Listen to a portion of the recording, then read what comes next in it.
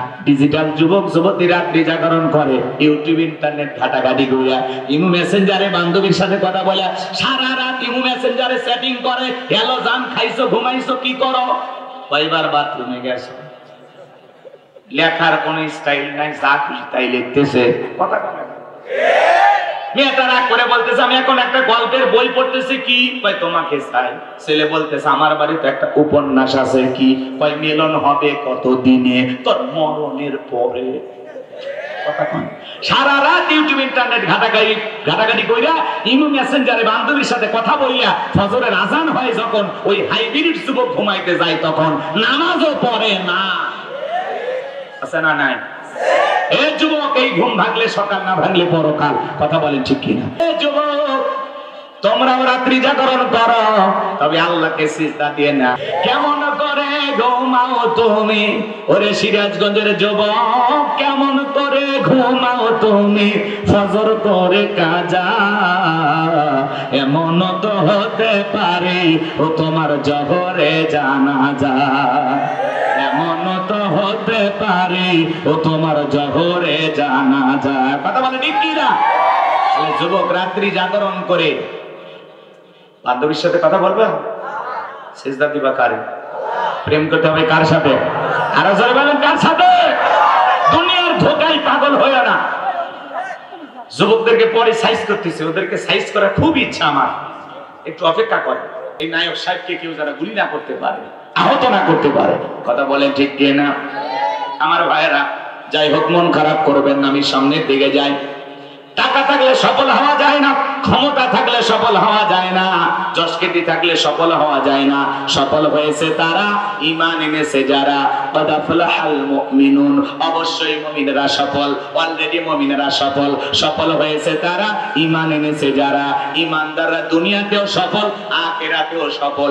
আর বেঈমানরা দুনিয়াতে সফল, মরার পরে পিতায় জাহান্নামে দিবেন তিনি কে?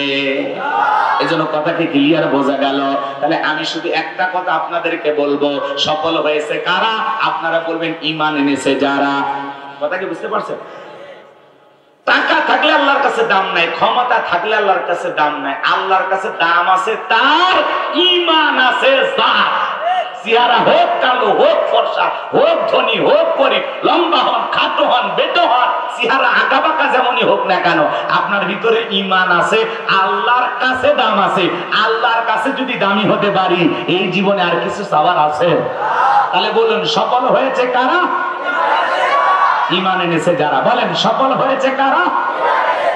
ঈমান এনেছে যারা। এইবার শোনেন, আমি ছোট্ট একটা প্রশ্ন আপনাদেরকে করি। একজন অমুসলিম জোহরের নামাজের পূর্বে ঈমান গ্রহণ করেছে, ওই ব্যক্তির উপরে জোহরের সালাত আদায় করা কি? মাশাআল্লাহ, কি ফরজ। জোহরের নামাজের পূর্বে একজন অমুসলিম যদি ঈমান গ্রহণ করে, ওই ব্যক্তির উপরে জোহরের সালাত আদায় করা কি? ফরজ। ভালো করে বুঝবেন।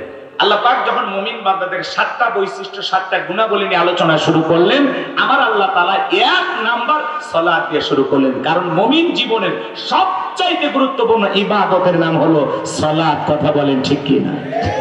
এই জন্য মুমিন বান্দার 1 নাম্বার গুণাবলী, আল্লাযীনা হুম ফি সালাতিহিম খাশিউন। আমার আল্লাহ রাব্বুল আলামিন বলেন, যারা নিজেদের সালাত বিনয়ের সহিত, নম্রতার সহিত, খুশু ভাব নিয়ে আল্লাহর ভয় নিয়ে আদায় করে। আপনি আমি যখন সালাত আদায় করব, অন্তরে ভয় থাকতে হবে কার? তাফসীর ইবনে কাসির থেকে বলছি বাজান গোমর, তাফসীরকারকেরা এই আয়াতের ব্যাখ্যায় লিখেছেন, আপনি আমি যখন নামাজের ভিতরে দাঁড়িয়ে যাব, অন্তরের ভিতরে সুচিন্তা, দুশ্চিন্তা, বিবির কথা, ব্যবসা বাণিজ্যের কথা, দুনিয়াবি কোনো চিন্তা ভাবনা মনের মধ্যে রাখা যাবে না। টেনশন মুক্ত হৃদয় নিয়ে আল্লাহ রাব্বুল আলামিনকে সিজদা দেওয়ার জন্য মসজিদে গিয়ে দাঁড়ানো দরকার আছে না নাই? তাহলে আপনি আমি যখন মসজিদের সালাত আদায় করার জন্য দাঁড়িয়ে যাব, বিবির কথা, ব্যবসা বাণিজ্যের কথা, দুনিয়াবি কোনো চিন্তা ভাবনা মনের মধ্যে রাখা যাবে না।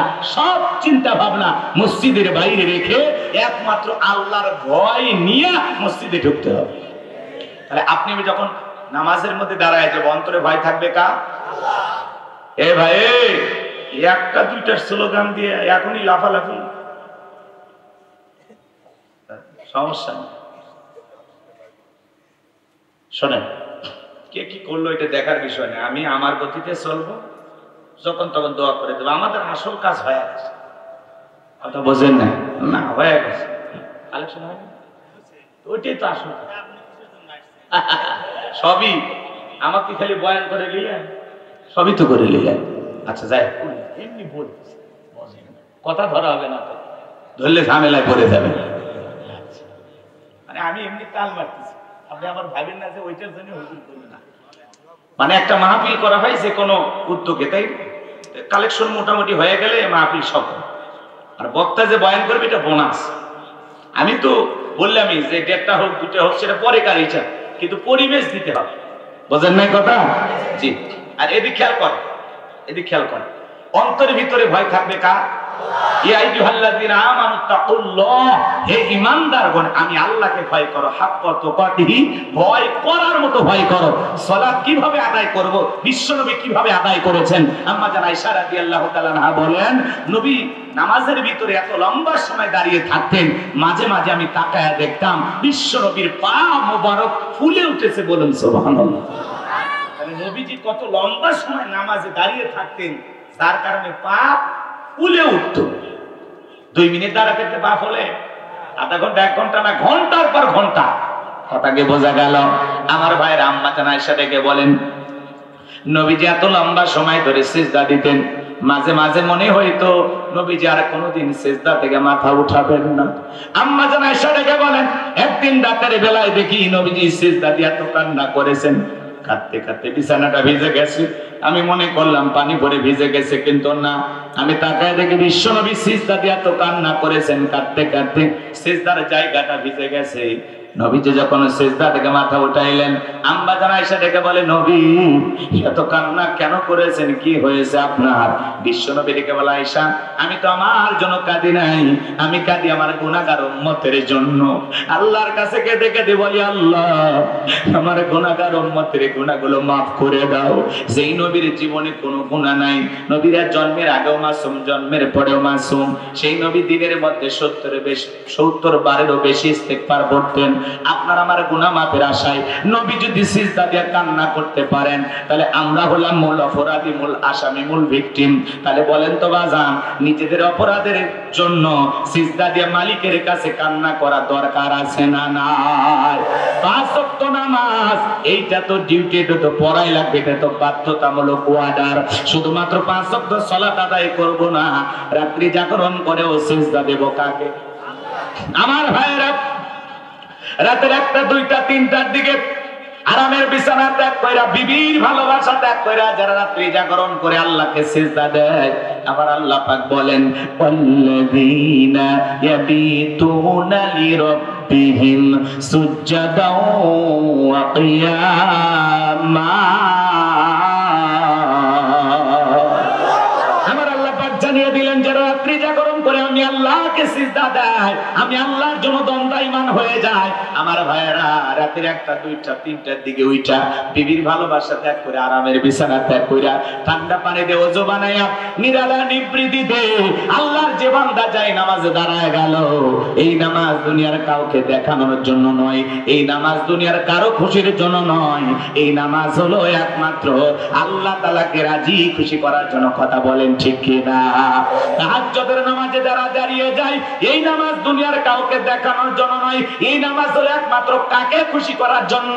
কুলিন্না সালাতি ওয়া নুসুকি ওয়া মাহইয়ায়া ওয়া মামাতি লিল্লাহি রাব্বিল আলামিন। আল্লাহ রাব্বুল আলামিন জানিয়ে দিলেন, নবীজি আপনি বলুন, আমার নামাজ, আমার কুরবানি, আমার জীবন, আমার মরণ লিল্লাহি রাব্বিল আলামিন, আসমান জমিনের প্রতিপালকের জন্য। তাহলে মুমিন জীবনের সকল ইবাদত হবে একমাত্র আল্লাহ তাআলাকে রাজি খুশি করার জন্য, আল্লাহকে পাওয়ার জন্য। কথা বলেন ঠিক কিনা? আমার ভাইয়েরা, যারা একটা রাতের আধারে 1টা 2টা 3টার দিকে ওইটা তাহাজ্জুদে আল্লাহকে সিজদা দেয়, এদের জীবনে পেরেশানি নাই, হতাশা নাই। যারা ইবাদতের মাধ্যমে, সিজদার মাধ্যমে আল্লাহর নৈকট্য লাভ করতে পেরেছে, তাহলে রাতের শেষ রাত্রিতে উইটা সিজদার মাধ্যমে, নামাজের মাধ্যমে প্রেম করব কার সাথে? জোরে বলেন। ইবাদতের মাধ্যমে আল্লাহর সাথে প্রেম করতে হবে। গভীর নিশীথে 1 একমাত্র আল্লাহ তাআলাকে ডাকতে হবে। যে কথা বলতে চাচ্ছিলাম, বলেন তো বাজান, তাহলে রাত্রি জাগরণ করে সিজদা দেব কাকে? আরো জোরে বলেন। সিজদা দিয়ে চোখের পানি ছেড়ে দিয়া আল্লাহর কাছে কেঁদে কেঁদে বলবো, রব্বানা সরিফান্না আযাবা জাহান্নাম ইন্না আযাবাহা কানা গরামা। হে আমাদের রব, ওই কঠিন ভয়ঙ্কর জাহান্নামের আগুন থেকে আমাদের মুক্তি দাও। যে জাহান্নামের আযাব আর শাস্তি সহ্য করার ক্ষমতা আমাদের নাই, ওই জাহান্নাম বড় কঠিন জায়গা। আমার আল্লাহ রাব্বুল আলামিন বলেন, ইন্নাহা সাআত মুস্তাকাররাও ওয়া মুকামা। আল্লাহ তাআলা জানিয়ে দিলেন, নিশ্চয় আবাসস্থল হিসাবে, বসতির জায়গা হিসাবে ওই জাহান্নাম কত না নিকৃষ্টতম একটা স্থান। জাহান্নাম সুখের জায়গা না, ওইটা হলো যন্ত্রণার কারখানা। কথা বলেন ঠিক কি না? আমার আল্লাহ রাব্বুল আলামিন বলেন, ইন্না জাহান্নামা কানাত মিরসাদা লিত্তাগিনা মাআবা লাবিসিনা ফিহা আহকাবা লা ইয়াযুকুনা ফিহা বারদাও ওয়ালা শারাবা ইল্লা হামিমাও ওয়া গাসসাকা। জোরে বলেন নাউযুবিল্লাহ। আমার আল্লাহ রাব্বুল আলামিন বলেন, ইন্না জাহান্নামা কানাত মিরসাদা, নিশ্চয় জাহান্নাম ওর পেতে রয়েছে পুলিশিরাতের কিনারায় শিকারে ধরার জন্য যেমন ফাঁদ পাতা হয়। কথা বোঝেন নাই মনে হয়, ভালো করে বোঝার চেষ্টা করবেন। আল্লাহ বলেন, ইন্না জাহান্নামা কানাত মিরসাদা। সূরা নাবার ভিতরে আল্লাহ পাক জানিয়ে দিলেন, নিশ্চয় জাহান্নাম ওত পেতে রয়েছে আল্লাহর অবাধ্য নাফরমান গুনাহগার বান্দাদের ধরার জন্য। আমার ভাইরা, এটা হলো অপরাধী বান্দাদের থাকার আবাসস্থল। এখানে তারা যুগের পর যুগ বসবাস করবে। একটা মানুষ কত লক্ষ বছর, কত কোটি বছর জাহান্নামের আগুনে জ্বলবে, এরা সঠিক এলেম আর জ্ঞান আছে কার কাছে? ওই জাহান্নামের আগুন দুনিয়ার আগুনের চাইতে 70 গুণ পাওয়ার বেশি। যুবক রে, দুনিয়ার সামান্য সূর্যের তাপ, আগুনের তাপ সহ্য করতে পারি না। এই তাপের চাইতে জাহান্নামের আগুনের পাওয়ার 70 গুণ বেশি। হযরত আবু হুরায়রা বলেন, আল্লাহ পাক 1000 বছর জ্বালাইয়া জাহান্নামের আগুনের কালার হয়েছিল সাদা, আবার 1000 বছর জ্বালাইয়া জাহান্নামের আগুনের কালার হয়েছিল লাল বর্ণ, আবার 1000 বছর জ্বালাইয়া জাহান্নামের আগুনের কালার হয়েছে কৃষ্ণ বর্ণ, অন্ধকার রাত্রির মতো কালো। ওই জাহান্নামের আগুনে যারা জ্বলবে বাজার, চেহারাটা পুরো কয়লার মতো কালো হয়ে যাবে। ওই জাহান্নামের আগুনে জ্বলতে জ্বলতে পুড়তে পুড়তে জাহান্নামের এরকম ক্ষুধার্ত হয়ে যাবে, ফেরেশতাদেরকে বলবে, আমাদেরকে খাইতে দাও, খাইতে দাও। খাবার বলে যখন চিৎকার মারবে, আমার আল্লাহ ডেকে বলবে, আমার জাহান্নামী বান্দাদেরকে খাইতে দাও। জাহান্নামের তলদেশে এক ধরনের ফলের চাষ করা হবে, সেই ফলের নাম হলো জাক্কুম, কাঁটাযুক্ত ফল। এই ফলটা যখন খাদ্য হিসেবে জাহান্নামীদের হাতে হাতে পরিবেশন করা হবে, ওই ফলটা পাওয়া মাত্র এই জাহান্নামীরা খাওয়ার জন্য গলার ভিতরে দেবে। গলার মাঝামাঝি ফলটা আটকে যাবে, ভিতরে যাবে না, বাহিরে আসবে না। যত গলা নাড়াচাড়া করবে, কাঁটাগুলো ফুটবে আর ফুটবে। জাহান্নামী বান্দাকে আমার আল্লাহ এই ফল খাইতে দিয়েছে ক্ষুধা মেটানোর জন্য না, জাহান্নামী বান্দার শাস্তি আরো বেশি বাড়ানোর জন্য। কথা বলেন ঠিক কি না? এইবার যখন গলার মাঝামাঝি ফলটা আটকে যাবে, কাঁটাগুলো ফুটবে, যন্ত্রণায় ছটফট করবে আর কান্না করে ডেকে বলবে, আল্লাহ এ কেমন ফল খাওয়াইতে দিলা, ভিতরেও যায় না, বাহিরেও আসে না, সহ্য করতে পারি না গো মালিক, সহ্য করতে পারি না। তখন জাহান্নামীরা পানি পানি বলে চিৎকার মারবে। আমার আল্লাহ বলেন, লা ইয়াযুকুনা ফিহা বারদা ওয়ালা শারাবা, তাদেরকে মিনারেল ওয়াটার দেওয়া হবে না, ঠান্ডা কোনো পানি দেওয়া হবে না। সেই পানি পান করে জাহান্নামী তার বুকের জ্বালা তৃষ্ণাকে নিবারণ করতে পারে। কেমন পানি দেওয়া হবে? ইল্লা হামিমাও ওয়া গাসসাকা, এমন উত্তপ্ত ফুটান্ত গরম পানি পান করাইতে দেওয়া হবে, যা কুজ ব্যতীত কিছুই নয়। ও সিরাজগঞ্জের বাবাজিরা, দেখের ভিতরে বড় বড় ফোড়া হয়, ফাটায় দিলে ভিতর থেকে কি বের হয়? কুজ। একটু জোরে কর। হাসপাতাল থেকে সংগ্রহ করে দেব, 1 গ্লাস খাবেন 50,000 টাকা দেব। 1 লাখ দিলে বুঝি অবশ্যই খাবেন। রাজি আছেন কেউ? এগুলো কি আসলে খাওয়ার জিনিস? এগুলো কখনো মানুষ কল্পনাতেও চিন্তা করে যেগুলো খাবো? শুনে ঘৃণা লাগতে সি হুজুরি সব কি বলেন কথা গোলাম রব্বানি না গোলাম রব্বানির বাবারও না আল্লাহ বলতেছেন সূরা নাবার 25 নাম্বার আয়াত ইল্লা হামিমাও ওয়া গাসসাক এমন উত্তপ্ত ফুটান্ত গরম পানি জাহান্নামীদেরকে পান করাইতে দেওয়া হবে যা পুজ ব্যতীত কিছুই নয় ওই পুজওয়ালা দুর্গন্ধওয়ালা ওই পানি যখন জাহান্নামী পান করবে আমার ভাইয়েরা জাহান্নামীর লারি হুরিগুলো গলে গলে পিছনে রাস্তা দিয়ে বের হয়ে যাবে ওই জাহান্নামীর উত্তপ্ত গরম পানি চেহারার সামনে নিলে চেহারাটা ঝলসে যাবে দেগের গোস্তগুলো খসে খসে পড়বে এই যদি হয় জাহান্নামের শাস্তি এই যদি হয় জাহান্নামীদের আযাব কত ধরনের আযাব আছে 2-4 ঘন্টা আলোচনা করে শেষ করতে পারবো না জাহান্নামের সর্বনিম্ন শাস্তি হলো জাহান্নামের একজোড়া স্যান্ডেল জুতা পায়ে দিয়ে থাকা একজোড়া স্যান্ডেল যে পরিধান করে থাকবে ওই জুতার গরমে জাহান্নামীর মাথার মগজগুলো টকবক করে গলে কান মুখ নাক দিয়ে বের হয়ে যাবে আমার ভাইরা নানান ধরনের জাহান্নামের শাস্তি আছে এ বাজান বা আমার সেই জাহান্নাম থেকে বাঁচার জন্য অনেক আমল করার দরকার আছে না নাই বলেন তো জাহান্নামের শাস্তি কি ঘটেছে না ঘটবে আল্লাহ তাআলা আগেই সিগন্যাল দিলেন সতর্ক বার্তা দিলেন বান্দাদেরকে সাবধান করে দিলেন বান্দা এই হলো জাহান্নামের শাস্তির বিবরণ এই হলো জাহান্নামের শাস্তির বর্ণনা এখনো সময় আছে সেই জাহান্নাম থেকে বাঁচার জন্য নেক আমল করার দরকার আছে না নাই আল্লাহ তাআলা আগে অ্যাডভান্স কেন জানিয়ে দিলেন যাতে আমরা সতর্ক হতে পারি সাবধান হতে পারি উলামায়ে কেরাম কেন বারবার বলে তোমরা কান্না করো আল্লাহর ইবাদত করো ইবাদতে মনোযোগী হয় জাহান্নাম থেকে নিজে বাঁচো নিজের পরিবারকে বাঁচাও উলামায়ে কেরাম কেন বারবার বলে নেক আমলের জিন্দেগি করো নেক আমলের জিন্দেগি করো মালিকের সাথে গভীর সম্পর্ক করো এ বাজান আমার আমরা কেন জাহান্নামের কথা বলি আমরা চাই না বাংলাদেশ কেন তাম পৃথিবীর একজন মানুষ জাহান্নামে যাক এটা আমাদের কামনা না বাসনা না আমরা চাই সমস্ত মানুষগুলো নেক আমল করে আল্লাহর প্রিয় গোলাম হয়ে জান্নাতে যায় এটাই আমাদের চাওয়া এটা আমাদের দিলের তামান্না কথা বলেন ঠিক কি না তাহলে বলেন তো জাহান্নামের সেই ভয়াবহ শাস্তি সহ্য করার ক্ষমতা আমাদের আছে তাহলে সেই জাহান্নাম থেকে বাঁচার জন্য ফিরে আসতে হবে কার দিকে আল্লাহর দিকে রবের দিকে কথা বলেন ঠিক কি না তাহলে আজ থেকে নেক আমল করব তো ইনশাআল্লাহ গোলামি করব তো ইনশাআল্লাহ ভাই মাঝে মাঝে সিজদা দিয়ে অঝরে কাঁদবেন নিজের অপরাধ যা আছে মালিকের কাছে বলবেন যা মনে চাই সিজদায় ঘন্টার পর ঘন্টা কাঁদবেন আর কাঁদবেন কাঁদবেন আর কাঁদবেন আর যা যা অপরাধ সব স্বীকার করবেন মাফ করে দিতে পারে বলেন মাফ করে দিতে পারে কি জীবনে গুনাহ তো কম করি নাই অপরাধ তো কম করি নাই কেন চাইবেন না চাওয়ার দরকার আছে না নাই লম্বা হবে লম্বা করব না সাহাবায়ে কেরাম যখন সালাত আদায় করতেন মরুভূমিতে পাখিগুলো খেজুর গাছ মনে করে সাহাবীদের কাঁধের উপরে মাথার উপরে বসে থাকতো বিশ্বনবীর সাহাবীরা সালাতে এত মনোযোগ কাঁধে পাখি পড়ে থাকে তারপরেও তারা টের পাইতো না বলেন আল্লাহু আকবার হযরতে তালহা রাদিয়াল্লাহু তাআলা সালাত আদায় করতেছিলেন জঙ্গল থেকে সাপ এসে সন্তানটাকে বেঁচিয়ে ধরলো স্ত্রী মানুষজনকে ডাকলেন ছেলেটাকে বিপদ মুক্ত করলেন হযরতে তালহা নামাজ শেষে জিজ্ঞাসা করে বিবি রে বাড়িতে এত মানুষজন ব্যাপারটা বুঝতে পারলাম না ডেকে বলে স্বামী আপনি যখন সালাত আদায় করতেছিলেন জঙ্গল থেকে সাপ এসে সন্তানটাকে পেঁচিয়ে ধরেছিল আমি মানুষজনকে ডেকে ছেলেটাকে বিপদ মুক্ত করলাম এত ঘটনা আপনার চোখের সামনে ঘটে গেল আপনি কি কিছুই বলতে পারেন না হযরতে তালহা ডেকে বলে বিবি রে নামাজের মধ্যে মন যদি এদিক সেদিক চলে যায় তাহলে নামাজ তো আর নামাজ থাকে না বলেন আল্লাহু আকবার আর আপনি আমি নামাজ পড়ি শাহজাদপুর মন চলে যাই সিরাজগঞ্জ রোডে কথা বলেন না নামাজ পড়ে এই গ্রামের নাম হলো মাকড় কোলা আর মন চলে যায় ভোলা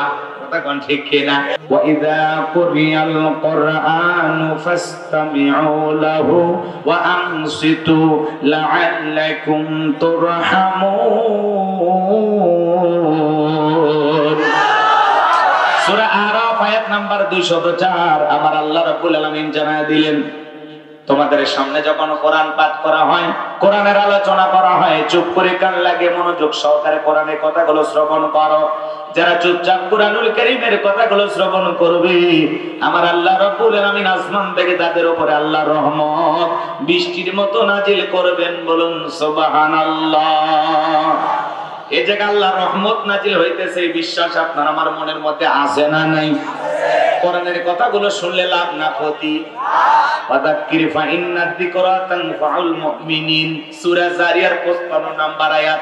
আল্লাহ তাআলা জানিয়ে দিলেন, যারা আমার মুমিন বান্দা তাদের সামনে যখন কোরআন দেওয়াজ করা হয়, কোরআন থেকে উপদেশ দেওয়া হয়, এই কথাগুলো শোনার পরে আমার মুমিন বান্দাদের উপকারে আসবে। বলুন সুবহানাল্লাহ। আমার ভাইরা যারা কোরআন শোনার নিয়তে বসেছেন, একটা ঘন্টা যদি কোরআন শোনার পেছনে আপনি সময় ব্যয় করতে পারেন, সেই কথাগুলো শুনে আমল করেন আর না করেন, 1 ঘন্টা যদি কোরআন শোনার জন্য ব্যয় করতে পারেন, আমার ভাইয়েরা 500 রাকাত নফল নামাজ পড়লে যে সওয়াব হয়, আল্লাহ তাআলা সেই সমপরিমাণ সওয়াব আপনার আমার আমলনামায় লিখে দিবেন। বলুন সুবহানাল্লাহ। এটা জান্নাতের বাগান, এতে কি কোনো সন্দেহ আছে? জান্নাতের বাগানে যেহেতু প্রবেশ করেছি, জান্নাতেও প্রবেশ করতে চাই। কথা বলেন ঠিক কি না? আমি আজকে আপনাদের সামনে কথা বলবো পবিত্র কোরআনুল কারীমের 23 নাম্বার সূরা, সূরা নাম্বার 23। বাতিলেরা হবে সাইজ, ইনশাআল্লাহ বলেন ইনশাআল্লাহ। মোট আয়াত আছে 118, রুকু আছে 6টি। বিশ্বনবীর মক্কার জিন্দেগিতে এই সূরাটি নাজিল হয়েছেন। সূরাটির নাম সূরা আল মুমিনুন। আল্লাহ পাক তার বিশ্বাসী বান্দাদের জন্য সূরা আল মুমিনুন নাজিল করেছেন। যারা অবিশ্বাসী কাফের, এদের জন্য আল্লাহ পাক একটি সূরা নাজিল করেছেন। সূরাটির নাম হলো কাফিরুন। জোরে বলেন কি নাম? কুল ইয়া আইয়ুহাল কাফিরুন। কাফেরদের জন্য আল্লাহ পাক সূরা কাফিরুন নাজিল করেছেন। যারা হলো দুদুল্যমান, 2 নৌকায় পা দিয়া চলে, মুখে বলে একটা অন্তর আর একটা দুমুখ সাপ, বৃষ্টি যেই দিকে ছাতা ধরে সেদিকে কুলালু মার্কা। এদের নাম কি? মুনাফিক। এই মুনাফিকদের জন্য আল্লাহ পাক একটি সূরা নাজিল করেছেন। সূরার নাম হলো মুনাফিকুন। কথা বলেন ঠিক কি না? আমার ভাইরা, মুনাফিক সেনা বড় কঠিন। ওরা সকালবেলা বলে ইসলামের পক্ষে আছে, সন্ধ্যাবেলা ইসলামের বিরুদ্ধে কাজ করে। ওরা ইসলাম নামের গাছের গোড়া কেটে মাথায় পানি ঢালে। কথা বলেন ঠিক কি না? চুপ করে থাক ধোঁকাবাজ, চোখে তোদের নাহি লাজ। চুপ করে থাক ধোঁকাবাজ, চোখে তোদের নাহি লাজ। গোড়া কেটে মাথায় ঢালো পানি, তোদের চিনি আর কতকাল করবি রে শয়তানি। মুনাফিকদের স্বভাব হলো ইসলাম নামের গাছের গোড়া কেটে মাথায় পানি ঢালে। রাসূলের পিছনে লোকটা নামাজ পড়ে যদি মুনাফিক হয়, আপনার আমার পিছনে নামাজ পড়িয়া তার চাইতে বড়টা হবে।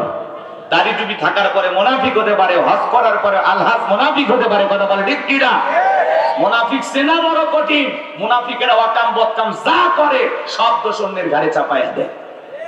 কথা কয় না? মুনাফিকেরা নিজের রাস্তা, নিজের পথ ক্লিয়ার করার জন্য রাতের আধারে মারার করে, হত্যা করে। সকালবেলা লাশের উপরে ফুলের মালা দিয়া শোক প্রকাশ করে বলে বড় ভালো লোক ছিল। ভালো লোক ছিল তো মারলি কেন? শয়তান আছে না নাই? যেন মুনাফিক সেনা বড় কঠিন। মনে রাখবেন, হিন্দুদের ভিতর থেকে মুনাফিকের জন্ম হয় না, খ্রিস্টানদের ভিতর থেকে মুনাফিকের জন্ম হয় না, বৌদ্ধদের ভিতর থেকে মুনাফিকের জন্ম হয় না। মুনাফিকের জন্ম হয় মুসলমানের ভিতর থেকে। কথা বলে ঠিক না? মনে রাখবেন, অমুসলিমের দ্বারা ইসলাম যতটা না ক্ষতিগ্রস্ত হয়, নামধারী মুনাফিক মার্কা মুসলমানের দ্বারা ইসলাম সবচেয়ে বেশি ক্ষতিগ্রস্ত হয়। এই জন্য ওদের সিনে রাখা বড় দায়। ওরা বলে সকালবেলা কোরআনের মাহফিল চলবে, সন্ধ্যাবেলায় পুলিশ পাঠায় বন্ধ করে। হ্যাঁ, তুমি কোরআন বন্ধ করো, অবস্থা ভালো না খারাপ? সামনের দিকে যাই যদি সুযোগ হয় অনেক কথা বলবো। কষ্ট হচ্ছে আপনাদের? আজকে আমি মুনাফিকদেরকে নিয়ে আলোচনা করব না, আমি কাফেরদেরকে নিয়ে আলোচনা করব না, আমি আলোচনা করব আল্লাহর ভিআইপি মুমিন বান্দাদেরকে নিয়ে। বলুন সুবহানাল্লাহ। তাহলে সূরার নাম সূরা আল মুমিনুন। মোট আয়াত 118, রুকু আছে 6টি। কোরআনুল কারীমের 23 নাম্বার সূরা, 18 নাম্বার পারার প্রথম সূরা। একটু জবান ছেড়ে সবাই আমার সাথে তেলাওয়াত করুন।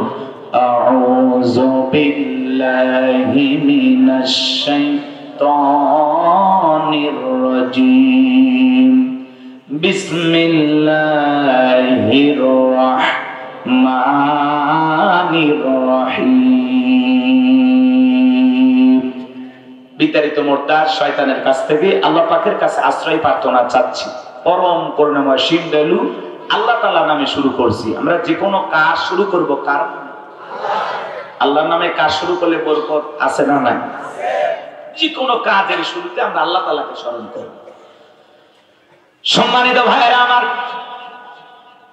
যে কোনো কাজের শুরুতে যদি আমরা আল্লাহ তাআলাকে স্মরণ করি, বলেন তো বাজার, সেই কাজের ভিতরে বরকত দিবেন তিনি কে? আল্লাহ। বিসমিল্লাহর পাওয়ার আছে না নাই? বিসমিল্লাহর সম্মান মর্যাদা আছে না নাই? আমার ভাইরা, আল্লাহর এক বুজুর্গ গোলাম একটি ওয়াজ মাহফিলে, তাফসীর মাহফিলে, তিনি মজলিসে কথা বলতেছিলেন। ওই পাশ দিয়ে একটা হিন্দু মেয়ে হেঁটে যায়। মনের কৌতূহলে জানতে বড় ইচ্ছা করে মুসলমানেরা কি আলোচনা করে, একটু শুনে আসি। আমার ভাইরা, হিন্দু মেয়েটা মহিলা প্যান্ডেলে বসে সে আল্লাহর গোলামের আলোচনা শুনতেছিল, সে আলেমের আলোচনা শুনতেছিল। আমার ভাইরা, সে আল্লাহর গোলাম আলোচনা করতেছেন, কুল হুয়াল্লাহু আহাদ, হে নবী আপনি বলুন আল্লাহ এক, আল্লাহ দ্বিতীয়। বলেন তো বাজান, আমাদের সৃষ্টিকর্তা কয়জন? আরো জোরে বলেন। কিন্তু মেয়েটা বুঝতে পারলো সৃষ্টিকর্তার নাম আল্লাহ। আল্লাহর সেই বুজুর্গ গোলাম আলোচনা করতে গিয়ে এক সময় তিনি বললেন, ইন্নাদ-দীনা ইনদাল্লাহিল ইসলাম, নিঃসন্দেহে আল্লাহ তাআলার কাছে কেবলমাত্র শুধুমাত্র একটি ধর্ম, মনোনীত ধর্মের নাম কি? ইসলাম। ইসলাম আছে যেখানে শান্তি আছে, ইসলাম আছে যেখানে সমাধান আছে। মেয়েটা বুঝতে পারলো সৃষ্টিকর্তার নাম আল্লাহ, শ্রেষ্ঠ ধর্মের নাম ইসলাম। এইবার মেয়েটা মনে মনে ভাবে, আমি আর হিন্দু থেকে বাড়িতে যেতে চাই না। এইবার অমুসলিম মেয়েটা কালেমা পড়ে মুসলমান হয়ে গেল, বলুন সুবহানাল্লাহ। এইবার মেয়েটা মুসলমান হয়ে বাড়িতে গিয়ে উঠতে বসতে আল্লাহর জিকির করে, জবান দিয়ে বিসমিল্লাহ পাঠ করে। হঠাৎ করে মেয়েটার মা জিজ্ঞাসা করে, মা গুনগুন করে কি যেন বললি? মেয়েটা ডেকে বলে, মা মুসলমান হয় যারা মিথ্যা কথা বলতে পারবে না তারা, ওয়াকুলু কওলান সাদীদা, সত্য কথা বলো, সঠিক কথা বলো। মুসলমানেরা হবে সত্যবাদী, মুসলমানেরা কখনো মিথ্যাবাদী হতে পারে না। আর আমাদের সমাজে মিথ্যাবাদী আছে না না? মিথ্যা কথা বলে সকালবেলা নাস্তা করে, দুপুরে লাঞ্চ করে, রাতে ডিনার করে, ভরা পেটেও মিথ্যা, খালি পেটেও মিথ্যা। মিথ্যা বলতে বলতে চেহারা বেঁকা হয়ে গেছে, এক পা কবরে ঢুকে গেছে, এরপরে মিথ্যা বলা ছাড়ে না। আর মিথ্যা বলার স্টাইল দেখে শয়তান পর্যন্ত বলে আমিও এত খারাপ না। মানুষ যে এত মিথ্যা কথা বলে, ওদেরকে না দেখলে বিশ্বাস হতো না। কি নাম বলবো? দুই চার শোনেন, মাঠটা আপনারা খাবেন না? বুঝে নেন, মিথ্যাবাদী আছে না নাই? মানুষ যে এত মিথ্যা কথা বলে, ভাই কথা বলে, প্রচুর পরিমাণে মিথ্যা কথা বলে। আপনাদের এই শাহজাদপুরে নাই, এদিকে সব আল্লাহর ওলি, এরা সব জিন্দা শাহজালা। কষ্ট হচ্ছে আপনাদের? সামনের দিকে যাই, বাজান গো আমার, মেয়েটা ডেকে বলে, মা মুসলমান হয়ে যারা মিথ্যা কথা বলতে পারে না তারা। আমি গত কয়েকদিন আগে মুসলমানদের একটি ধর্মীয় প্রোগ্রামে গিয়ে, কোরআনের মাহফিলে গিয়ে আলোচনা শোনার পরে বুঝতে পেরেছি সৃষ্টিকর্তার নাম আল্লাহ, শ্রেষ্ঠ ধর্মের নাম ইসলাম। আমি আর দেরি করি নাই মা, আমি কালেমা পড়ে মুসলমান হয়েছি। এই কথা শোনার পরে দেখে বলে, মেয়েরে সর্বনাশ করেছিস, এখনো সময় আছে মা, ইসলাম ধর্ম ত্যাগ করে আবারও বাপ দাদার ধর্মে ফিরে আসো। মেয়েটা দেখে বলে, মা আমার পক্ষে সম্ভব নয়, রাতের বেলায় স্বামী যখন চলে আসছে, স্বামী গো সর্বনাশ হয়ে গেছে, আমাদের একমাত্র মেয়ে কালেমা পড়ে মুসলমান হয়েছে, তাই নাকি? বলে হ্যাঁ। মেয়েকে ডাকতে অনেকভাবে বুঝাইলেন, মা এসব কি শুনছে, তুমি নাকি মুসলমান হয়েছো, মা এখনো সময় আছে, ইসলাম ধর্ম ত্যাগ করে আবারও বাপ দাদার ধর্মে ফিরে আসো। মেয়েটা দেখে বলে, বাবা যত কথাই বলো, আমার পক্ষে ইসলাম ধর্ম ছাড়া সম্ভব নয়। ইসলাম মানতে গিয়ে যে শান্তি পেয়েছি, যে মজা পেয়েছি, আমি আর ইসলামের পথ ছাড়তে রাজি নাই। বাবা রাগান্বিত হয়ে মেয়ের গালে একটা থাপ্পড় বসায় দিলেন। মেয়েটা কাঁদতে কাঁদতে বলে, বাবা যত খুশি আঘাত করতে পারো, মারতে মারতে যদি মেরেও ফেলে দাও, জীবনটা দিতে রাজি, কিন্তু ইসলামের পথ ছাড়তে রাজি নাই। বলেন আল্লাহু আকবার। এই লোকটা পরের দিন সকালবেলা বাদশার দরবারে চলে গেছে। বাদশা তার সিল মোহর ভরা আংটিটাই ব্যক্তির হাতে দিয়েছে। ওই দেশের একটা সিস্টেম ছিল, ওই আংটিটা যার হাতে থাকবে কোনো কারণে যদি বাদশাহ সেই সিল মোহর মারা আংটিটা সে হারিয়ে ফেলে দেয়, সেই কারণে বাদশাহ তাকে ফাঁসি দিয়ে মারে। এই ব্যক্তির হাতে যখন আংটিটা দেওয়া হলো, ডেকে বলে বাদশাহ মহোদয়, এমনি আমি অনেক ঝামেলা আছে, আপনার আংটি হেফাজতের দায়িত্ব আমি পালন করতে পারবো না, আবার আপনি আংটিটা দিয়েছেন ফেরত দিল কেমন দেখায়, যদি মনে কিছু না নেন এই আংটি হেফাজতের দায়িত্ব আমি আমার মেয়ের কাছে দিতে চাই। বাদশাহ ডেকে বলে আমার কোনো আপত্তি নাই, কিন্তু দেশের আইন সম্পর্কে মেয়েটাকে অবশ্যই অবগত করবেন। এইবার বাড়িতে যাওয়ার পরে মেয়েটার হাতে আংটি দিলেন, আর ডেকে বলে মা এটা বাদশার সিল মোহর মারা আংটি, খবরদার তোমার কাছ থেকে যেন হারিয়ে না যায়, আর বাদশার আংটিটা যদি কোনো কারণে হারিয়ে ফেলে দাও, ওই বাদশার আংটি হারানোর অপরাধে বাদশা তোমাকে ফাঁসি দিয়ে মারবে, আমি বাবা হয়েও বাঁচাইতে পারবো না। মেয়েটা বিসমিল্লাহির রহমানির রহিম বইলা সুন্দর করে জামার পকেটে আংটিটা রেখে দিলেন। রাতের বেলা মেয়ে যখন ঘুমের মধ্যে চলে গেছে, বাবা কৌশলে মেয়ের ঘরের ভিতরে প্রবেশ করে জামার পকেট থেকে আংটিটা নিয়ে বাড়ির পাশে নদী ছিল, নদীর ভিতরে ছুঁড়ে মারছে, আর মনে মনে ভাবতেছে মেয়েরে তুমি মুসলমান হয়েছো, এই কথা জাতির সামনে প্রকাশ পাইলে আমার উঁচু মাথা নিচু হয়ে যাবে, বংশের মুখে চুনকালি পড়বে, সমাজে আমার মান সম্মান থাকবে না, তুমি মুসলমান হয়েছো এই কথা প্রকাশ হওয়ার আগে আমি তোমার বিরুদ্ধে যে ষড়যন্ত্র করলাম, এই আংটি হারানোর অপরাধে বাদশা তোমাকে ফাঁসি দিয়ে মারবে, তুমি মুসলমান হয়েছে এই কথা প্রকাশ পেল না। আমার ভাইরা চিন্তা করেন, আপন বাবা হয়ে মেয়ের বিরুদ্ধে গভীর ষড়যন্ত্র করার পিছনে কারণ একটাই, মেয়েটা মুসলমান আর বাবা হলো বেঈমান। ইসলাম মানতে গেলে আপন বাবা সবার সন্তানের বিরুদ্ধে অবস্থান নেয়, নাই কিনা? মুসলিম জাতির পিতা ইব্রাহিম আলাইহিস সালাম তার বাবা আজর ঠাকুরকে ডেকে বলে আব্বা এই খামাকা দেবতার পূজা করো, যারা দেখে না শোনে না, না পারে আপনাদের উপকার করতে, না পারে নিজের উপকার করতে, এমনকি নাকের টোকায় মাছি করে থাকলে সেটা তাড়ানোর ক্ষমতা নাই, বিদায় এগুলো বাদ দেন। আসেন বাবা আমার কাছে তাওহীদের সুসংবাদ এসেছে, আমি আল্লাহর ব্যাপারে সত্য সাক্ষী দিতেছি, বাবা তুমি ফিরে আসো, কালেমা পড়ে ঈমানদার হয়ে যাও। সুন্দর করে ঈমানের দাওয়াত দিলেন, তাওহীদের দাওয়াত দিলেন, রিসালাতের কথা প্রকাশ করলেন, আল্লাহর ব্যাপারে সত্য সাক্ষ্য প্রকাশ করলেন। কিন্তু বাবা আজর ঠাকুর ডেকে বলা ইব্রাহিম তুমি আমার দেবতার বিরুদ্ধে কথা বলো, তোমার সাহস তো কম নয়, তোমার মতো ছেলের জায়গা আর আমার বাড়িতে হবে না, তুমি এখান থেকে দূর হয়ে চলে যাও। আপন বাবা ইব্রাহিম আলাইহিস সালামকে বাড়ি থেকে তাড়ায় দিলেন শুধুমাত্র সঠিক দাওয়াত দেওয়ার কারণে। কথা কয় না ভাই? তাহলে এই মেয়ের বাবাটা মেয়ের বিরুদ্ধে গভীর ষড়যন্ত্র করলেন, আংটিটা নদীর ভিতরে ছুঁড়ে মেরে বলতেছে এই আংটি হারানোর অপরাধে বাদশা তোমাকে ফাঁসি দিয়ে মারবে, তুমি মুসলমান হয়েছো এই কথা প্রকাশও পাবে না, আমার উঁচু মাথা নিচু হবে না, বংশের মুখে চুনকালি পড়বে না। বাবা হয়ে মেয়ের বিরুদ্ধে গভীর ষড়যন্ত্র করলো। পুরো ঘটনাটাকে আমি বলবো, কারা কারা শুনবেন একটু দুই হাত তুলে দেখান, লিল্লাহি তাকবীর। হাত নামান। আল্লাহ রাব্বুল আলামিন বলেন قد فلح المؤمنون। আরেকটু জোরে বলেন আল্লাহু আকবার। আমার ভাইরা সূরা আল মুমিনুন থেকে কথা বলবো, যে কোনো আয়াত বা সূরার তাফসীর করতে হলে কোন প্রেক্ষাপটে কোন সময় রাসূলের উপরে আয়াতটি বা সূরাটি নাজিল হয়েছে, সেই নাজিলের শানে নজুল আছে না নাই? জোরে বলেন নাজিলের শানে নজুল আছে না নাই? যদি শানে নজুল আলোচনা করা হয় তাহলে তাফসীর বুঝতে সহজ হয়, বলুন সুবহানাল্লাহ।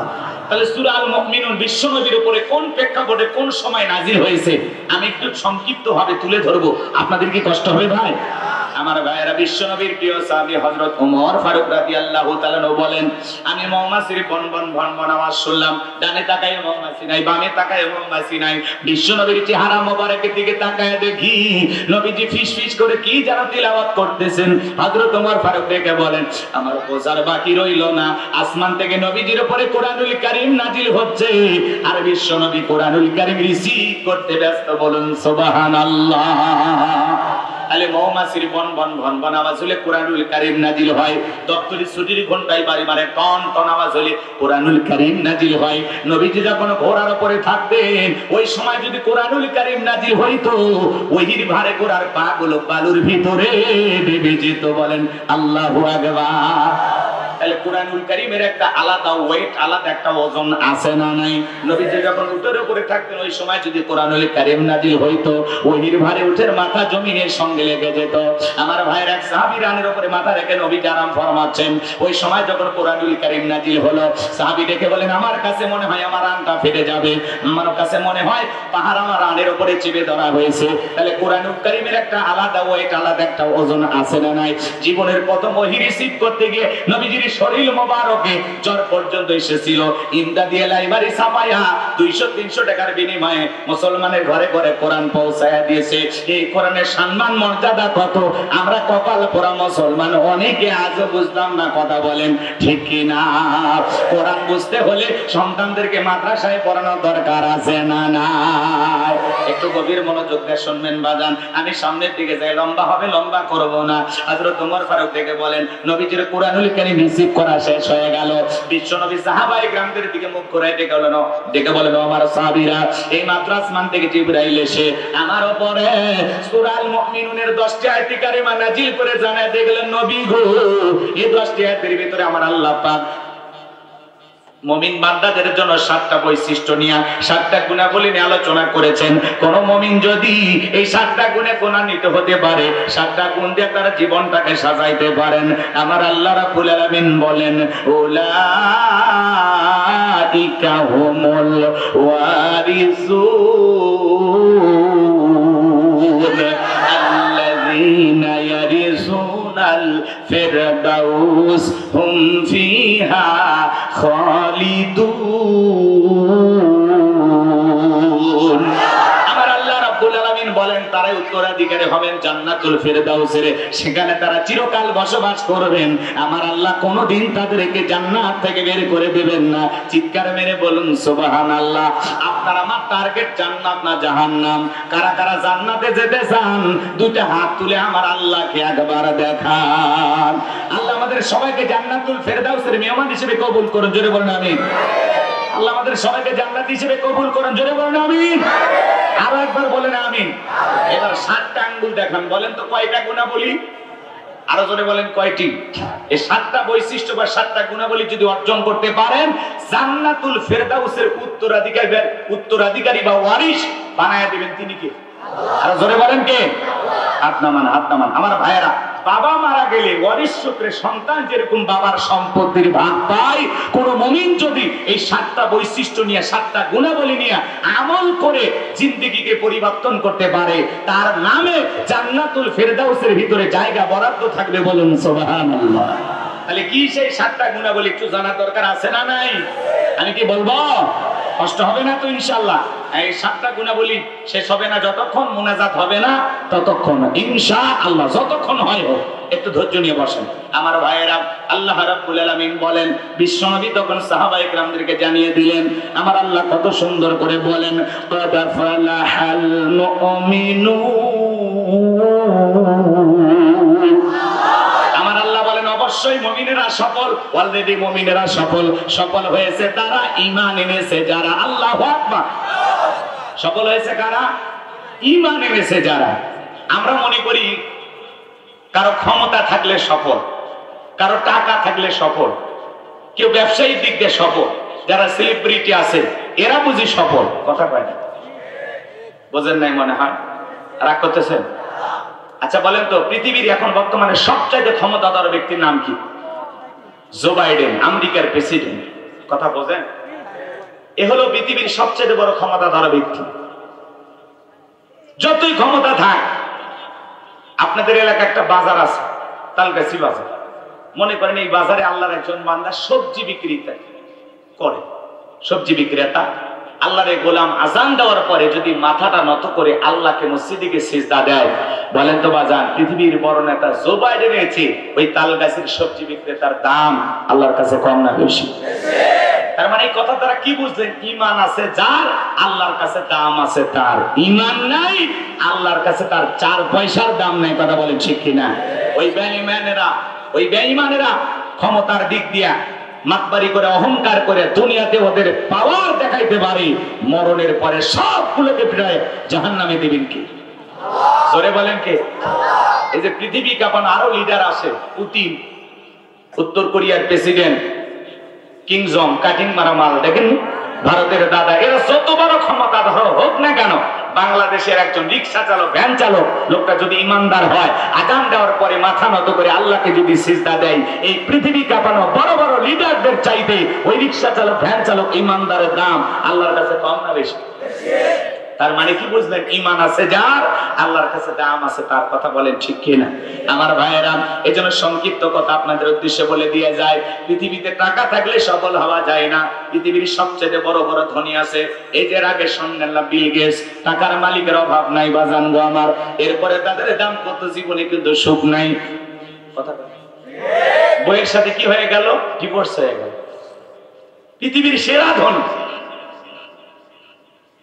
স্বামী স্ত্রীর সম্পর্ক টিকে রাখতে পারলো না। কথা কি বুঝাইতে পারলাম? না করতে শুনবেন। এইভাবে আমরা যদি হিসাব নিকাশ করে দেখি, তাহলে সম্পদ সুখ দেয় না, ক্ষমতা সুখ দেয় না। কথা কি বুঝতে পারছেন? এই যে আমাদের পৃথিবীতে দেখবেন যশ খ্যাতি অর্জন আলা অনেক সেলিব্রিটি, ক্রিকেটার আছে, ফুটবলার আছে, নায়ক গায়ক আছে না? পৃথিবীর সব চাইতে মনে করেন আলোচিত একজন ফুটবলারের নাম যদি আপনাদেরকে বলতে বলি, বলেন তো দামি দামি এরকম সেলিব্রিটি ফুটবলার আছে না? না কি না? মেসি, হ্যাঁ সাদিয়া মিন, আমি বুঝি না বাবা গুলো না। হ্যাঁ আর কি না? রোনালদো, মেসি, নেইমার, আচ্ছা যাই হোক, এমবাপ্পে না? আচ্ছা থাক, বাবা গুলো নাম বলা যাবেন, অনেকগুলো নাম বলেছেন। ক্রিকেটার দুই একজন আছে না? না কি না? হ্যাঁ সাকিব আল হাসান, আর কি? মাশরাফি, বিরাট কোহলি। বাপরে ভাই, ভারতের বিলিয়ন নাকি? হ্যাঁ, দেশের ভাত খাও, ভারতের গুণ গাও গা। এটা শোন, ঠিক আছে। এই যে এটার নাম আপনারা জানেন, পৃথিবী কাঁপানো নায়ক আছে না? না কি না? আর কি? এরে বাবা, আপনারা ভালোই নাম জানেন। শাহরুখ খান, সালমান খান। এদের সংবাদে দেখলাম সালমান খানের বাড়ির সামনে নাকি পাকা গুলি ছুটছে, বেচারা নিরাপত্তাহীনতায় ভুগতেছে। এই জন্য তার বাড়িতে এখন প্রশাসনের লোকজনেরা পাহারাদার, তারা পাহারা দিচ্ছেন, সিকিউরিটি দিচ্ছেন, নিরাপত্তা দিচ্ছেন। সালমান খান সুপারস্টার, তার বাড়ির সামনে গোলাগুলি, তাহলে এই সুপারস্টারের কোনো দাম আছে? কথা বলে না কেন? একটা নায়কের বাড়ির সামনে গোলাগুলি কেন হবে? কি নায়ক হইল, কি অভিনয় করলো, কি ভক্ত তৈরি হইল যে বাড়ির সামনে এসে গুলি করে? কথা কয় না কেন?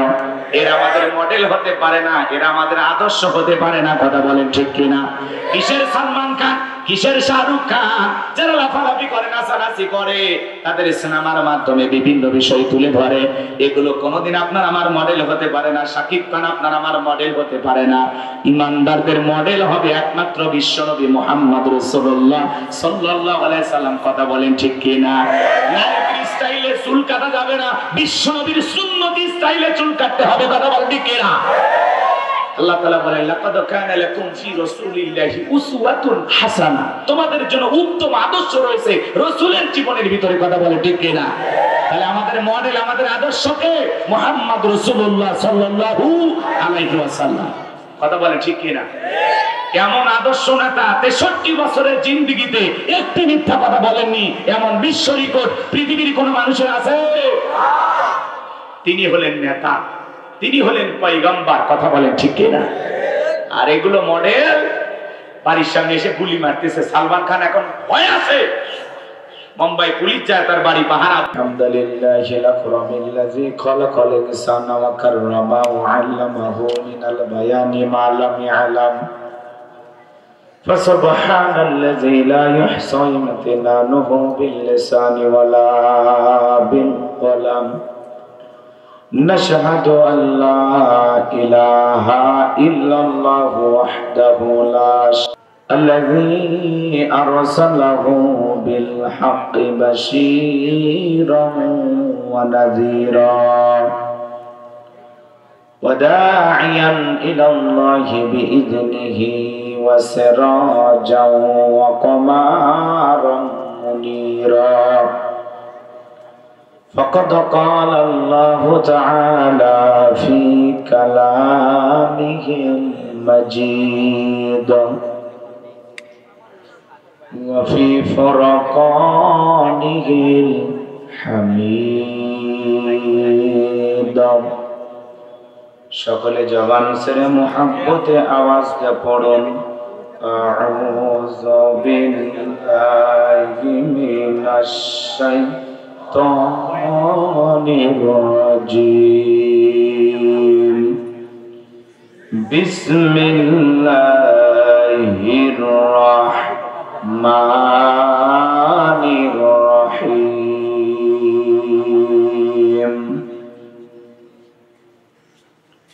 قد فلح المؤمنون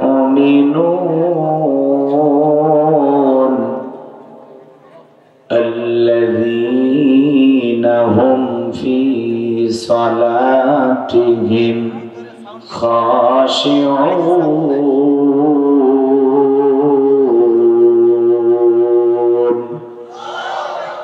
صدقت يا رب العالمين وعن أبي هريرة رضي الله تعالى عنه قال قال رسول الله صلى الله عليه وسلم الدنيا سجن المؤمن وجنة الكافر والمسلم وقال تعالى في شان حبيبي إن الله وملائكته يصلون على النبي يا أيها الذين آمنوا صلوا عليه وسلموا تسليما شكل درود إبراهيم পড়ুন اللهم صل على محمد وعلى آل محمد كما صليت على إبراهيم وعلى آل إبراهيم إنك حميد مجيد اللهم بارك على محمد وعلى آل محمد كما باركت على إبراهيم وعلى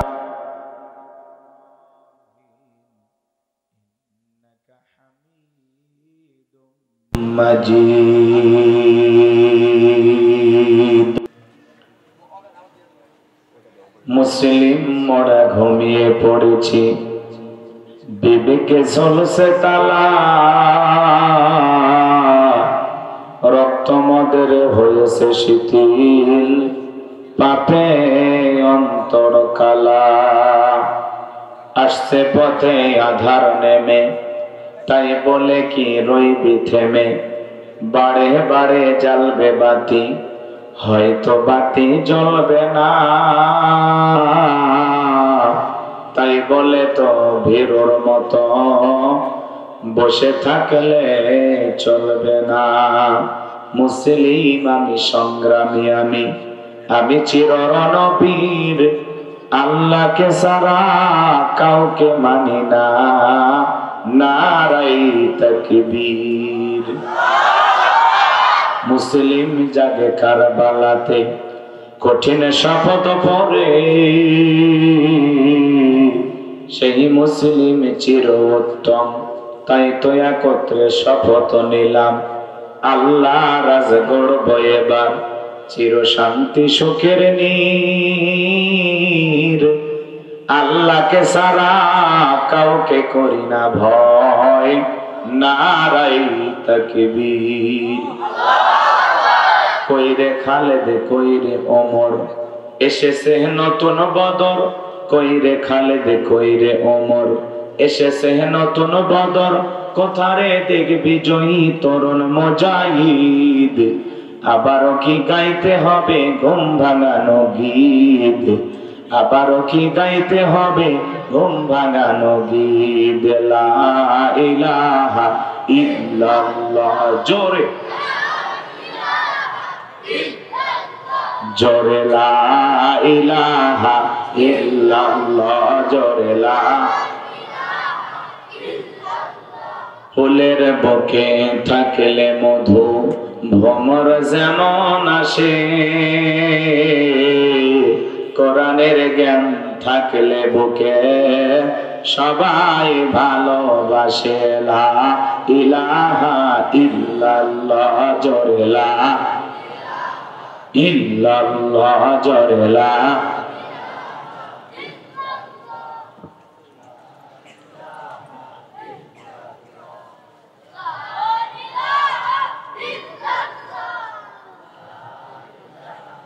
ইল্লাল্লাহ জোরে লা ইলাহা ইল্লাল্লাহু মুহাম্মাদুর রাসূলুল্লাহ। জবান ছেড়ে এক বাক্যে পড়ছি সাল্লাল্লাহু আলাইহি ওয়াসাল্লাম। বাংলাদেশের ঐতিহ্যবাহী সিরাজগঞ্জ জেলা শাহজাদপুর থানার অন্তর্গত মাকুরকোলা কবরস্থানের উন্নতি কল্পে আজকের এই তাফসীরুল কোরআন মাহফিলের সম্মানিত সুযোগ্য অনারেবল প্রেসিডেন্ট জনাব আলহাজ মোহাম্মদ কেরামত আলী আল্লাহ পাক তার গোলামকে হায়াতে তৈয়বা সিয়াতে কুলিয়া দান করুন, সকলে বলুন আমিন। সহ সভাপতি হিসাবে অনেকের নাম রয়েছে, আল্লাহ পাক সবাইকে দুনিয়া আখিরাতের উত্তম জাযা দান করুন, জোরে বলুন আমিন। আজকের প্রোগ্রামের প্রধান অতিথি বিশিষ্ট রাজনীতিবিদ, সমাজসেবক, মাননীয় এমপি মহোদয়, জননেতা জনাব চয়ন ইসলাম, আল্লাহ পাক তার গোলামকে হায়াতে তৈয়বা সিয়াতে কুলিয়া দান করুন, সকলে বলুন আমিন। আজকের প্রোগ্রামের বিশেষ অতিথিবৃন্দ, আমন্ত্রিত অতিথিবৃন্দ, আলোচনাকে ধন্য করেছেন মাওলানা মোহাম্মদ সাইফুল ইসলাম আশরাফি, কথা বলে ধন্য করেছেন হযরত মাওলানা মোহাম্মদ সাইদুর রহমান সিরাজি। সকল আলোচকের আলোচনা আল্লাহ পাক দ্বীনের জন্য, ইসলামের জন্য, কোরআনের ময়দানের জন্য কবুল করুন, সকলে বলুন আমিন। মঞ্চ উপস্থিত সম্মানিত উলামায়ে কিরাম, সামনে বসা পিতৃ সমতুল্য মুরব্বী বাবাজিরা, কলিজার টুকরা প্রাণপ্রিয় যুবক ভাইরা, ছোট ছোট সোনা মালিকেরা, পর্দার আড়ালে সম্মানিত বলা সরলা আবেদা সালেহা মা ও বোনেরা, প্রশাসনের সম্মানিত পুলিশের ভাইয়েরা, ডিবির ভাইয়েরা, জাতির বিবেক প্রিয় সাংবাদিক বন্ধুগণ, বিভিন্ন রাজনৈতিক দলের সম্মানিত নেতা কর্মী ভাইয়েরা, সবাইকে নিয়ে আরেকটি বার সালাম দিচ্ছি। আশা করছি সকলেই সালামের জবাব জোরে সোরে দেবেন। আসসালামু আলাইকুম ওয়া রাহমাতুল্লাহি ওয়া বারাকাতুহু। আমরা শুকরিয়া আদায় করতেছি সেই মহান রবের দরবারে যে আল্লাহ পাক সুবহানাহু ওয়া তাআলা অত্যন্ত দয়া করে, করুণা করে, মায়া করে, মহব্বত করে, ভালোবেসে, পছন্দ করে অত্র এলাকা থেকে গণে গণে গুণান্বিত করে, যাচাই বাছাই করে আজকের মাহফিলে আসার বসার সুযোগ দান করলেন। সে মহান রবের দরবারে সিজদা অবনত চিত্তে কালিমাতুশ শুকর আদায় করে পড়ছি আলহামদুলিল্লাহ। বিশ্ব নবীজির প্রতি দরুদ ও সালাম, হৃদয় নিংড়ানো সবটুকু ভালোবাসা উজাড় করে চিৎকার মেরে বলুন সাল্লাল্লাহু আলাইহি ওয়াসাল্লাম। সম্মানিত ভাইরা আমার, ভূমিকায় লম্বা কথা নয়, সরাসরি মূল আলোচনায় প্রবেশ করতে চাই। আজকের মাহফিলে আসতে পেরে, বসতে পেরে আপনারা খুশি না বেজার? কারা কারা বেজার দুই হাত তুলে দেখান। মাঝে মাঝে দুই একজন চাচা হাত তুলতেছে, বুঝতে পারে না, তাই না? যে কোনো কাজে আগে এদিক খেয়াল করেন, খালি জোশ থাকলে হবে না, জোশের সাথে হুশও থাকা লাগে। আবেগের ঠেলায় হাত তুলে হবে না, বিবেক দিয়ে ভেবে চিনতে বুঝে তারপরে হাত তুলতে হবে। তো যাই হোক, মানুষ মাত্রই ভুল হয়। আজকে মাহফিল আসতে পেরে, বসতে পেরে কারা কারা খুশি, মুখে নিয়ে হাসি, আওয়াজ দেবে বেশি, আল্লাহ নামের এমন একটি স্লোগান দেবেন, এলাকায় যদি কোনো ইসলাম বিরোধী উই পোকা, সার পোকা, তেলা পোকা থাকে, ওদের কলিজায় যেন কম্পন সৃষ্টি হয়, এমন আওয়াজ তুলতে রাজি আছেন যারা? বীর মুসলমানের মতো দুটি হাত টান টান করে তুলে দেখান তো তারা। লিল্লাহে তাকবীর, লিল্লাহে তাকবীর। আল কোরআনের আলো, আল হাদিসের আলো, দুনিয়ার মুসলিম আমার নেতা, তোমার নেতা,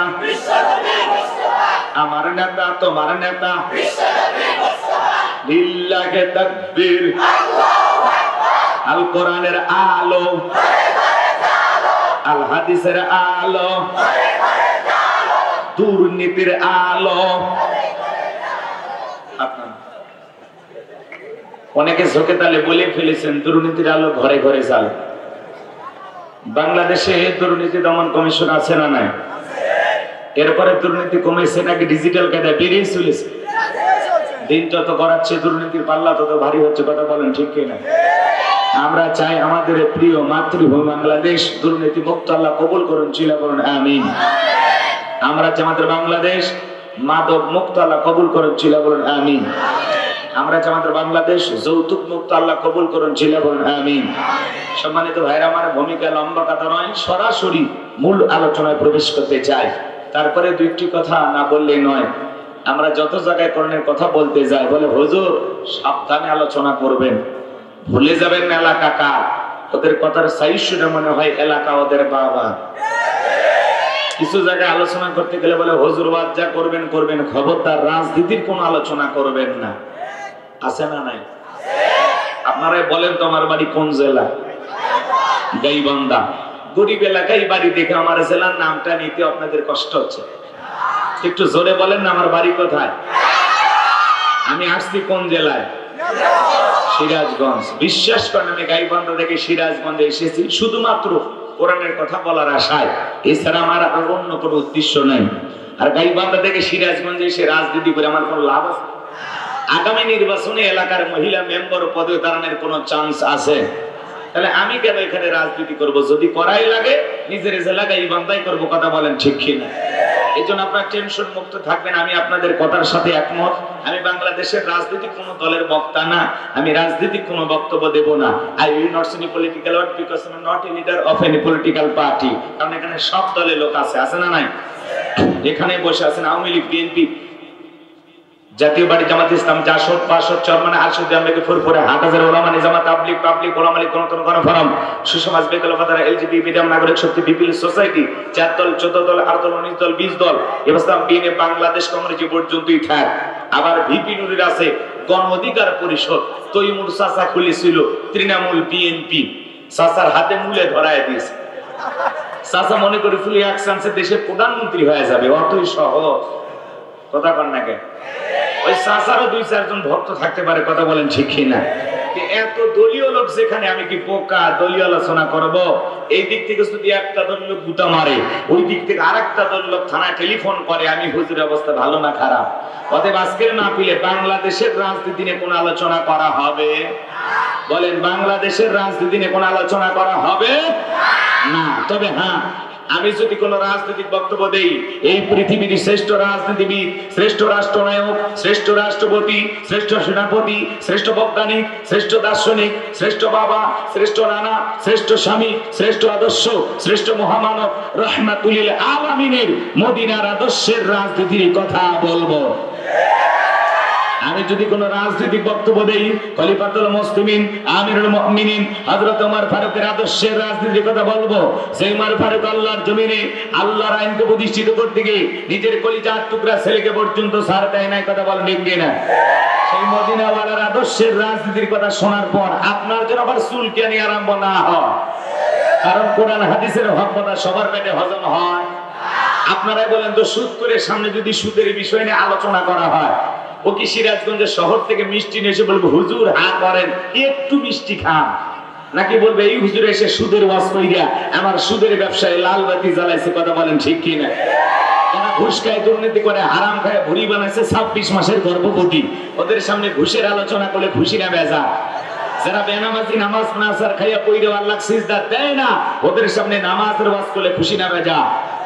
যে সমস্ত মা বোনেরা বোরকা পরে না, পর্দা করে না, বুকে ওড়না পর্যন্ত নেয় না, জিন্সের প্যান্ট গেঞ্জি পরে রাস্তাতে হাঁটতে যায়, পিছন দিক থেকে তাকালে মনে দূরে সুপারি গাছ দাঁড়িয়ে আছে, এরকম বেহায়া বেপর্দা নারীর সামনে পর্দার আলোচনা করলে খুশি না বেজা? এক কথায় ওয়াজ যদি কারো বিপক্ষে চলে যায় কিয়ামত পর্যন্ত সে বক্তার উপরে খুশি হবে না। কথা বলে ঠিক কি না? এখানে পরিষ্কার ভাবে একটি কথা বলে দিতে চাই, আজকের আলোচনা সভাপতি স্যারের মতো হবে না, প্রধান অতিথির মতো হবে না, মাহফিল কমিটির মতো হবে না, বক্তার মতো হবে না, শ্রোতাদের মতো হবে না। আল্লাহর কোরআন যা বলবে গোলাম রব্বানি তাই বলবে। এতে কে খুশি কে বেজার ওইটা দেখার টাইম নাই। কথা বলেন ঠিক কি না?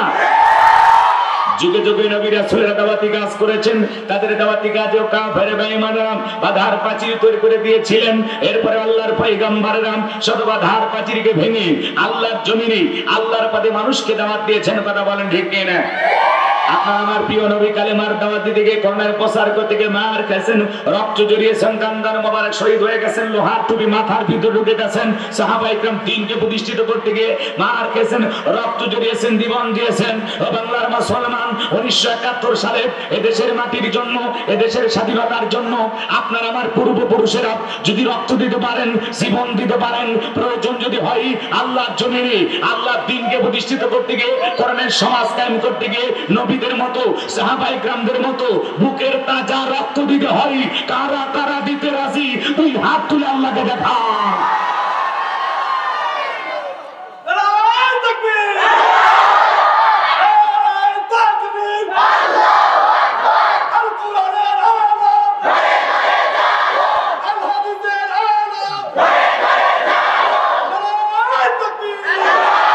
সোজা করে টান টান করে তুলে রাখেন। আমি কি হাত নামাইতে বলেছি?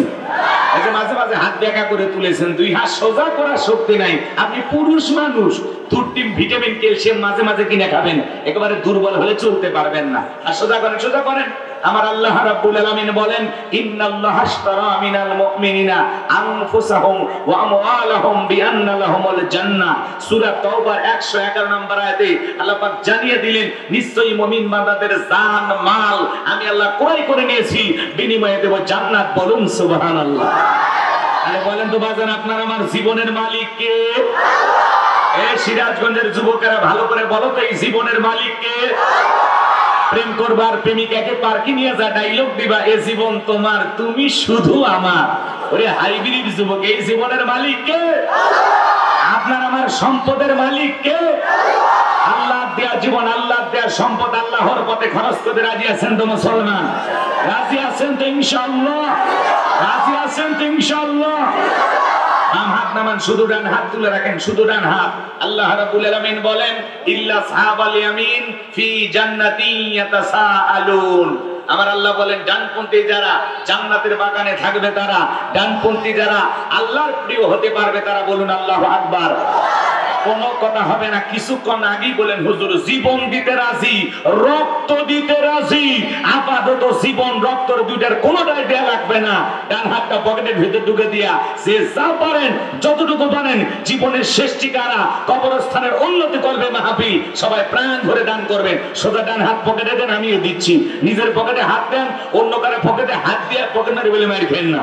সবাই পকেটে হাত দেন। ছেলে পেলে যারা আছো, ব্যাগ না, রোমান নিয়ে, চাদর নিয়ে, যার কাছে যা আছে তাই নিয়ে মাঠে নামো, খেলা হবে।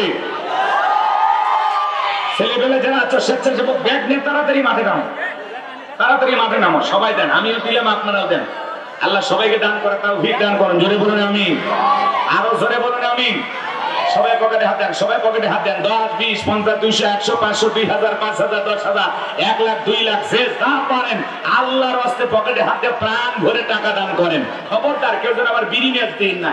2014 সালে ওয়াজ করতে গেছিলাম রংপুর তারাগঞ্জ, ওই জায়গায় কালেকশন চলতেছিল। একজন ব্যাগের ভিতর দিয়েছিল 2 প্যাকেট বিড়ি, দিয়ে লিখে দিয়েছে 1 প্যাকেট মাহফিল কমিটির আর 1 প্যাকেট বক্তা। কত বড় দুষ্ট চিন্তা করেন। এরকম দুষ্টমি করা যাবে না। সবাই পকেটে হাতে আল্লাহর রাস্তায় টাকা বের করে দেন। আমার হাতে 2, 4, 5, 10,000 যারা দিবেন তাড়াতাড়ি দেন। যারা 2, 4, 5, 10,000 দিবেন, 1, 2 লাখ টাকা দিবেন, তাড়াতাড়ি দেন। সময় বড় কম, আমি আলোচনায় চলে যাব। রাত 11টা পার হয়ে গেছে, কথা বেশি বলা যাবে না। আমি 12টার মধ্যে মাহফিল শেষ করে দেব। খুব দ্রুত গতিতে আপনারা আসেন, তাড়াতাড়ি আসেন, সময় কম।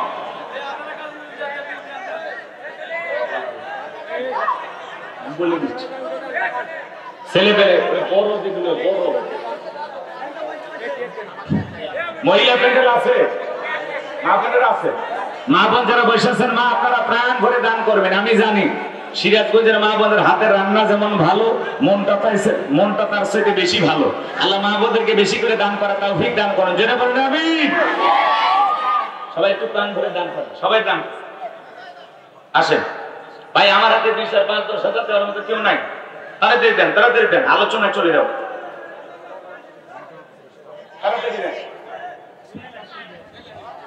আব্দুর রহমান ভাই,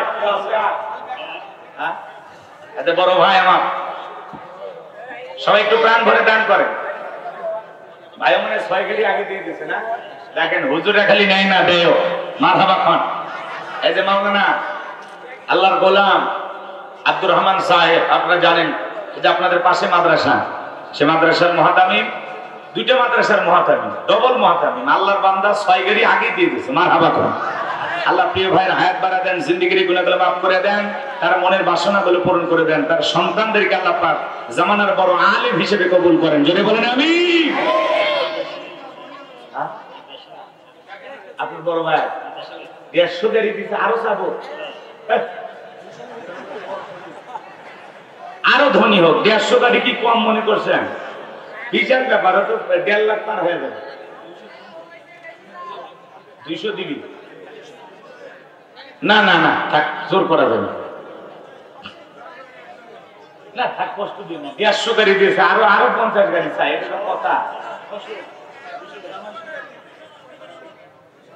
জামাই শ্বশুর 2 জনই ধনী, বাপ রে বাপ। আপনি কয় গাড়ি দিয়েছেন? 200 গাড়ি। আপনি গরিব, তাহলে এক কাজ করেন, আপনি আমার বাড়িতে যান, আমি আপনার বাড়িতে যাই, দেখি তো কে ধনী কে বড়। আচ্ছা কিচ্ছু দেখবো না আমি, মনে করেন আমার যা আছে আজ থেকে সব আপনার, আর আপনার যা আছে সকাল থেকে আমার, মানবেন নাকি? ক্ষণ রাগ করছেন আপনারা?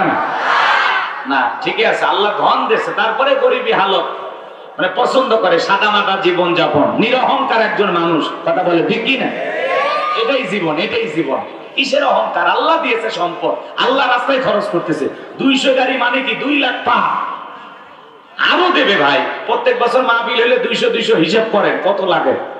1 বছর দিয়ে তো শেষ না, যে 1 বছরে 10 লাখ দেবে আর জীবনে দেওয়া লাগবে তা তো না, প্রত্যেক বছর দেওয়া লাগবে। আমার মায়া হয়, মায়া হয়।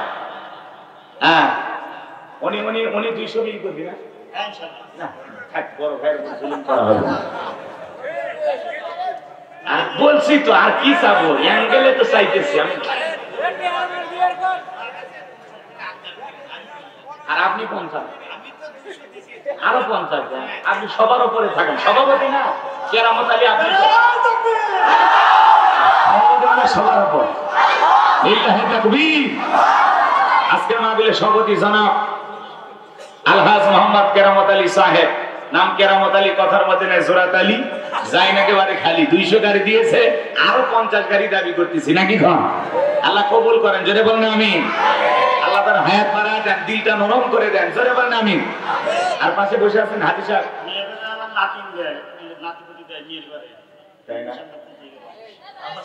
মেয়ের ঘরে যেন আল্লাহ নাতি নাতনি দান করে, এই জন্য এই আশায় দোয়া আছে, আরো 50 গাড়ি। মারহাবা কম। আলহাজ শাহাদত হোসেন, আল্লাহর গোলাম, আল্লাহর এই গোলামের দান তুমি কবুল করো। আলহাজ মোহাম্মদ শাহাদত সরকার, তাই না? শাহাদত সরকার, দোয়া করা দরকার, আল্লাহ তার এই গোলামের দান কবুল করেন। যে আশায় তিনি দান করেছেন, আল্লাহ যেন আশাগুলো পূরণ করে দেন, জোরে বলেন আমিন। আরো জোরে বলেন আমিন। আপনি রাজি হয়েছে, আপনি রাজি হন বড় ভাই, মাশাআল্লাহ, লিল্লাহি তাকবীর। জনাব আলহাজ মোহাম্মদ কেরামত আলী, উনিও 50 গাড়ি, এই যে 100 গাড়ি হয়ে গেছে, আলহামদুলিল্লাহ। আপনারা খুশি তো? খান সাহেব মসজিদের সভাপতি, বলেন কি দিবেন বাজার? 50 দিচ্ছেন, আর 20 দেন না 10? আরো 10 গাড়ি, লিল্লাহি তাকবীর। আল্লাহ কবুল করেন। হ্যাঁ, আলহাজ মান্নান খান সাহেব, আল্লাহ খান সাহেবের কলিজা আরো বড় করে দেন। হায়াতের জিন্দেগিতে আল্লাহ তাআলা জীবনের সব আশাগুলো পূরণ করে দেন। যে যা দান করে কবুল ভাই। আল্লাহ তো সরকার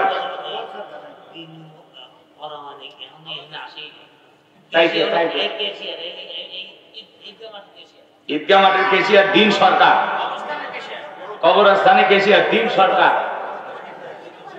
দিলু দিনু দিন মোহাম্মদ পরামানিক আল্লাহর বান্দা কই বিশিষ্ট ব্যবসায়ী কাপড় ব্যবসায়ী গো আল্লাহ কবুল করেন তার ব্যবসায় বরকত দেন আসবে ইনশাআল্লাহ উনি যেহেতু অর্থমন্ত্রী দেখা তো করাই লিখি এই যে কালেকশন করতেছেন টাকা তো ওনার কাছে দেবে তাহলে ওনার দরকার ভাই টাকা গুলো নিয়ে যান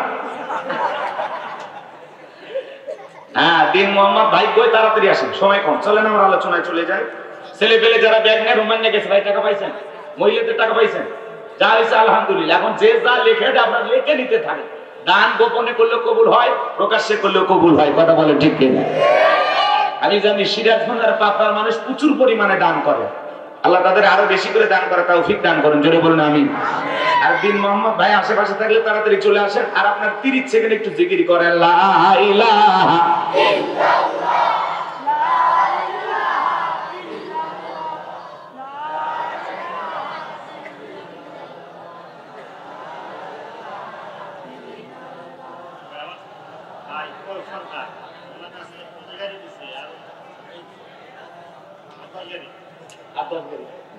দেবাল্লাহ রাগ করছে